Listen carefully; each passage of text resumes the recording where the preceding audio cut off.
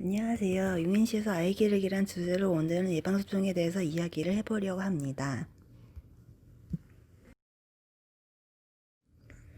요새 백신을 맞고 사망자가 많아서 난리입니다. 그런데 질병청에서는 인과관계가 낮다고 무시하고 접종을 강행하고 있죠. 이번에 코로나가 유행하면서 다들 겪으셨죠? 질병이 유행해버리니 경제까지 마비되어 버리는 멍청한 일이 벌어졌습니다. 예방접종의 가장 큰 목표는 이런 대유행을 사전에 차단하는 것입니다.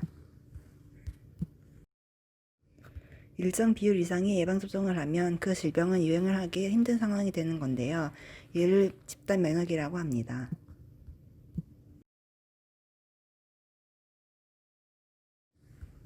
그러기에 예방접종은 상당수가 무료로 진행하고 있습니다. 일단 많이 맞아야 사회적으로 면역이 되니 맞도록 유도를 하는 것이죠. 그런데 빛이 있으면 어둠도 있는 법입니다. 부작용이 아예 없으면 좋겠지만 이는 힘든 일이고 어느 접종이든 간에 누군가에게는 부작용이 발생할 가능성은 있습니다. 질병청의 입장을 생각해 봅시다. 질병청의 목표는 집단 면역체 구축이 최우선입니다. 그런데 부작용을 쉽게 인정하면 접종률이 낮아지고 그러면 코로나 말고 다른 질병들도 이것저것 대응행을 탈 수가 있다는 것입니다.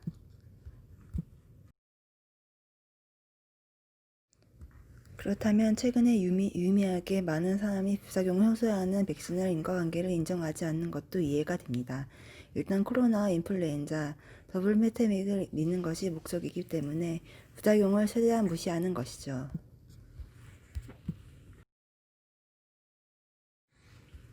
냉정히 말해서 저 정도의 숫자가 부작용을 호소하면 인과관계를 증명할 수 없으니 빼째라고 하는 것보다 접종을 한 쪽에서 다른 원인이 다 증명을 하는 것이 맞다고 생각합니다.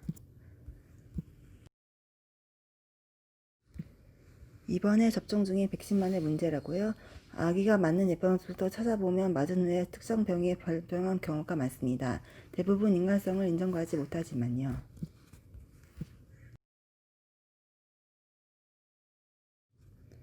이제 본론입니다. 극히 낮은 가능성이라도 예방접종을 한 후에는 부작용이 있을 수 있습니다.